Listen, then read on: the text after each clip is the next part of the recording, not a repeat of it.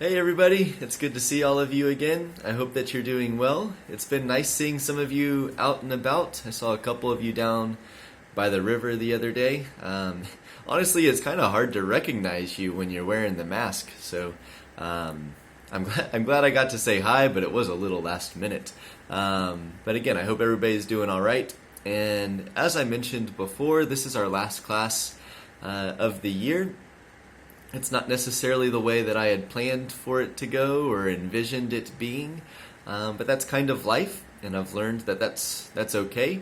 So sometimes we make plans in work and relationships and life in general, and those plans don't always happen. And so I think it's good to be flexible. And so this is our last class, and I also mentioned this is, in theory, my last year. So I probably won't be at the school next year, and I probably won't be in Spain next year either. And I guess the reasons for that are, I guess first, I kind of just think I need a break or want a break. And I think that's also important. I think in life, if you're able to take a break and want that, then you should do it. And so I'd like a little bit of time to relax. I've been away from my family for 5 years, so I'd like to spend some more time with them. And my sister is pregnant, and so I'm going to be an uncle, which that's really exciting. So I'll be Tio Corey.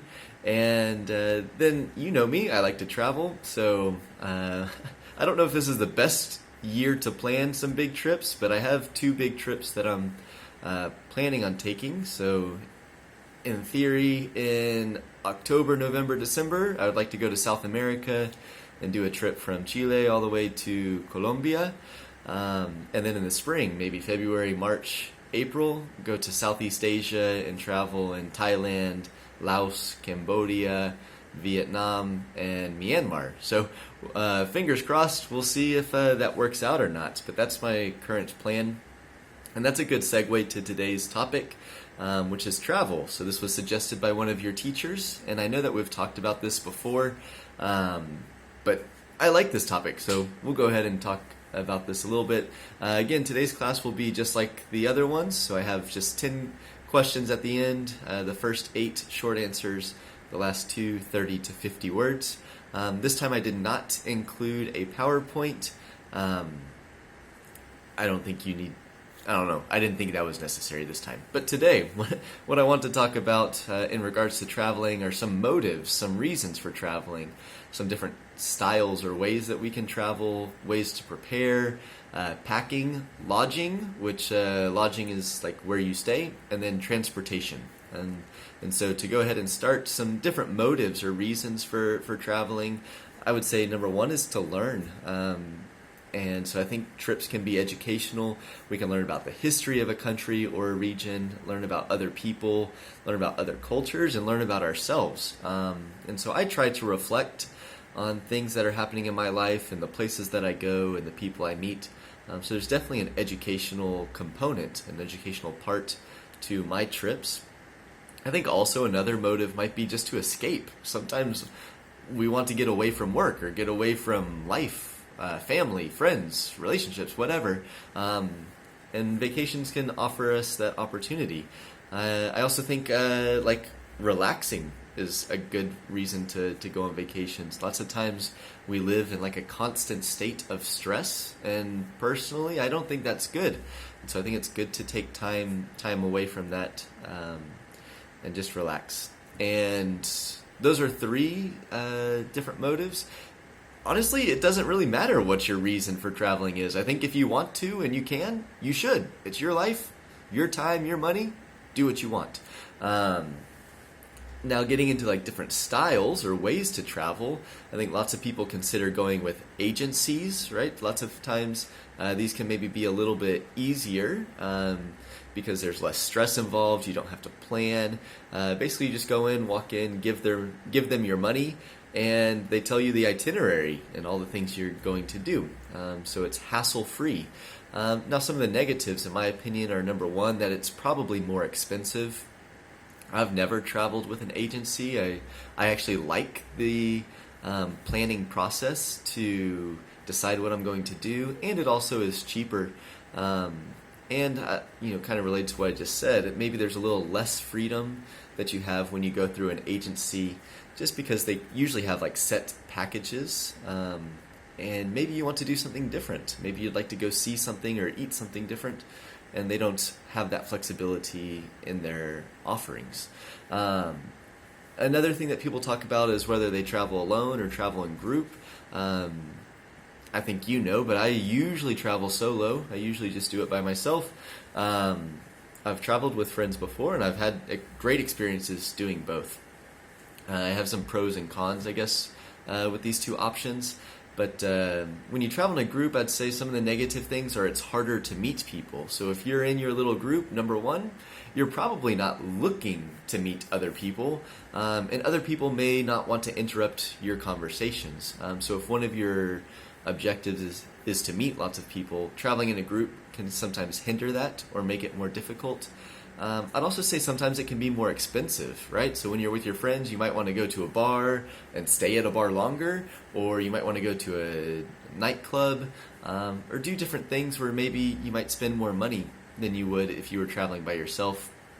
And the other thing is sometimes we argue with our friends, even people that we love. And so I think we've noticed this with the confinement, with the quarantine that we're in. So we're surrounded by our family and our friends, but sometimes we just need space. And so I would say probably the most important thing to remember when you travel in a group is to realize you don't always have to be together. You do not have to spend every second together. This was important for me. I traveled with a really good friend for about a month.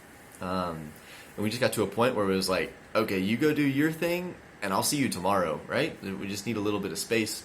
And that is perfectly okay. So that would be my number one tip for traveling with friends.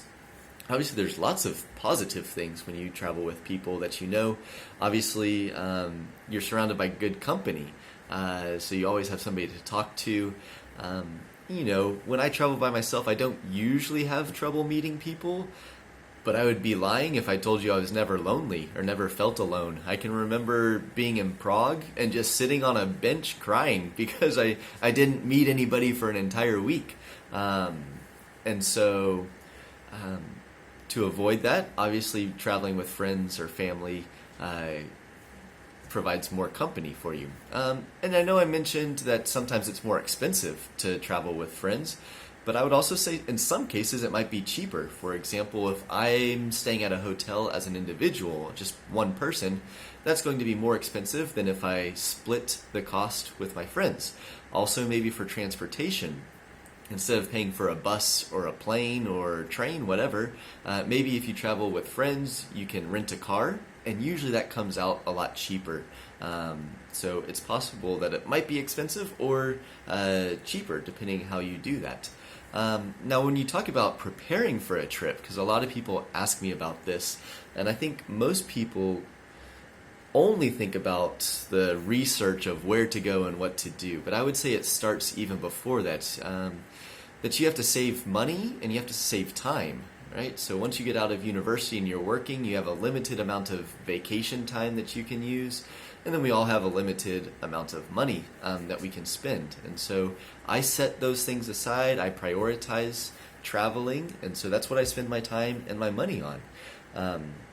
So that's before I actually even really plan the details of the trip. Now, when you get to the details of what you're going to do, I would say Google is your best friend, right? So your best friend in this whole process is going to be Google. Obviously a great source of information. For example, do you need a visa to go to this country you want to go to? Can you cross the borders? So this last trip I did, I couldn't cross from Azerbaijan to Armenia, and I couldn't cross from Armenia to Turkey. So you have to keep moving around and do some funky stuff. Maybe you want to know the best time of year to go to this country, the major tourist destinations, anything, right? Google's your best friend. Obviously, you can ask recommendations from people you know. You can check out Instagram. Sometimes different cities have a page dedicated to tourism. Maybe the country might do the same thing, or maybe there's famous Instagram people that would give you tips. And I think all of this depends on how much planning you actually want to do. Do you want a fixed schedule, Or do you want it to be a little more open? So I would say the most important thing when planning or even just traveling is to be flexible. Things just don't always go the way you want them to, and so being flexible is the most important thing while traveling, I think. Now, packing, I think, is an interesting topic, and this depends on your personality, what you like to do, where you're going, the time of year. If you're an Instagrammer, you might need to take some nice-looking clothes. I'm obviously not an Instagrammer, and I don't care about clothes, so I don't really care about that. But I learned all this stuff from other people. I just saw what they were doing and thought, they probably know better than I do, so I just copied them. But what I do is I take a 40-liter backpack. I don't need anything bigger. You probably don't want anything bigger, but I do prefer to carry it on my back than to take something that has wheels. I would say another recommendation is to take a day bag, like a smaller thing that you can carry around just for the day. What I see most people do and what I do is get those little backpacks from Decathlon that everybody has, and they're only like $2.99. They're like a magician's hat. I don't know how, but you can fit a lot of things in that little tiny bag. So take a day bag. When it comes to clothes, I would say the most important quality that your clothes can have is that they dry easily or they dry quickly. And that's because, to me, the worst thing when traveling, at least backpacking, is to carry wet clothes with you because they start to smell, they get nasty, and then you can't dry them. And so make sure your clothes are easy to dry. I'd also say pack light. So when I first make my backpack, before I go on like a month or 2-month trip, I'm like, okay, this is great. And then I put it on my back and think, wait, I'm going to carry this for 2 months. And I take out half of the stuff, right? So you really don't need a lot. I'd also say be prepared for rain. Obviously take your passport, and I would say make a copy of that too. And I always bring plastic bags to keep those things inside of so they don't get wet or damaged. I also take a little bit of cash with me. And I also have several credit cards that I'll take just in case I lose one or one gets stolen. Like, I would say maybe another good tip is to keep those things separate. So I might put some cash in one credit card in one bag and some cash in another credit card in another bag. That way, if something happens to one bag, I still have access to money. And so we say in English, don't put all your eggs in one basket. And that basically means just don't put all of your hopes, all of your possessions, all of your energy into one thing. Maybe try to spread them out to limit the risk. I'd also say take toilet paper. You don't know if you'll have allergies or if you'll find a bathroom that doesn't have toilet paper, so that's always useful. Band-Aids or any kind of first aid equipment is good. And I always say take a couple locks, right? So if you go to a hostel, they might have lockers, but they might not provide a lock for you. So if you can bring one, it saves you some money. It's a good way to keep your things safe. Now, if you're staying in hostels, like I mentioned, you're sleeping with other people, hopefully in different beds, right? So these people sometimes make noise. And so I would say there's probably 2 things that you can take to help you sleep better. One would be earplugs, right? Earplugs for your ears to keep out the sound. And then an eye mask, right? An eye mask to cover your eyes. Because some people think it's okay to turn a light on at 4 o'clock in the morning. Those people are wrong. But it still doesn't help you out if you don't have anything to cover your eyes. So something for your ears, something for your eyes. And then I always take a little notebook. That way I can write down any details of my trip that I've had planned. Or maybe I meet people and I want to write down things about them or stories. So I take a little notebook with me as well. Okay, for lodging, right, where to sleep, I would say there's a couple things to keep in mind. Number 1 is price, then comfort, location, and then is it clean? For me, that's important. And I usually read the reviews, make sure there's no bed bugs or anything that's going to surprise you. So some of the places that I search for accommodation is hostels, Airbnb, booking.com, and then another good source for a free place to stay is called couch surfing. So this is where you can stay on people's sofa for free. You can just go to this website. It's called Couch Surfing. It's like a big community, and they just offer their sofa, their couch, for you to sleep on. And I would say for most of my longer trips, right, if it's for a month, I don't book everything in advance. I don't reserve all of my accommodation. Sometimes I'll do it just the day before. For me, that gives me a lot of flexibility. Maybe you meet people you want to spend more time with, or maybe you really like that city and want to discover it more. And so if you are more flexible, again, and book as you go, then I think that's a benefit. As far as transportation, the free option is to hitchhike. And to hitchhike is when you stand on the side of the road and you put your thumb up, right? I've done this a couple times. I've had good experiences. I'm still alive, so that's number one. But it's not my favorite. So if you're into hitchhiking, lots of people like it. Lots of people do it. But I prefer to, just travel bus, planes, trains, boats. BlaBlaCar is also a good thing. So as you get older, maybe you're going to universities or traveling around Spain. BlaBlaCar is really good. I've had some good experiences. And besides hitchhiking, another way to save time and money is to travel at night, right? So if you travel at night, you don't have to pay for a bed, you don't have to pay for accommodation, and you save time, right? So you're not wasting an entire day while traveling. So I always try to travel at night if I can, if it's going to be a long distance. And that's the end of my lesson today. So I'll read you the questions, and then I have a little message at the end for all of you. So I'll go ahead and read these questions for you. Number one, again, these are just short answers. What is Corey's most important tip for traveling with friends or in a group? Okay. Number two, who or what is your best friend when preparing for a trip? Okay, when you're trying to find out all the details. Number three, when planning a trip and traveling, Corey's advice is to be, right? It's very important to be this so that you can deal with the changes that might happen. Okay, number four, when packing, what quality should your clothes have? Okay. Number five, what is one of the two things you can bring to help you sleep better in hostels? I gave you two options. You just have to give me one. Okay. Number six, what is the name of the website that helps you find a free sofa to sleep on? Number seven, what is the act of standing on the side of the street with your thumb out called, right? What is this called when you stand on the side of the street? Okay, and you're asking for a ride, right? Number eight, what is an easy way to save money while taking transportation, right? This is a way to save money and save time. Number nine, these are 30 to 50 word responses. So number nine, tell me something about your favorite trip or vacation. Maybe where you went, what you did, who you went with. Should be pretty simple. Number 10, if you could choose one country to travel to, where would you go and why? So some country outside of Spain, where would you go and why? All right, I hope all those things are easy. I hope our classes have been somewhat entertaining and informative for you. So that's pretty much it. But I don't know, like I said before, I would like to see all of you again.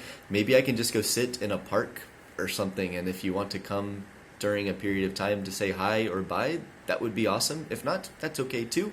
But I'll give you some more details about that. You can also find me on Instagram if you want. It's just my name, like Corey T. Pitt.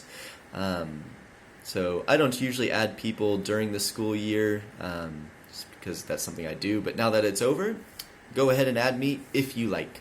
And we'll be in touch. And so I just really want to say from the bottom of my heart, thank you for the last 2 years. I've gotten to know some of you very well. I wish that we could have spent more time together, especially these last couple months. I know sometimes we were only seeing each other maybe once every 2 weeks during the school year. And I would have liked to have seen you more. But I treasure all the times that we had together. I'll remember you forever. And I just want to thank you for letting me be in your class. I think that's a very humbling thing for me. And I'm honored to be a part of your education. And so going forward, again, if you are able to contact me on Instagram or whatever, I'm glad to help you any way I can. I don't know how I can help you, but I'll try the best I can.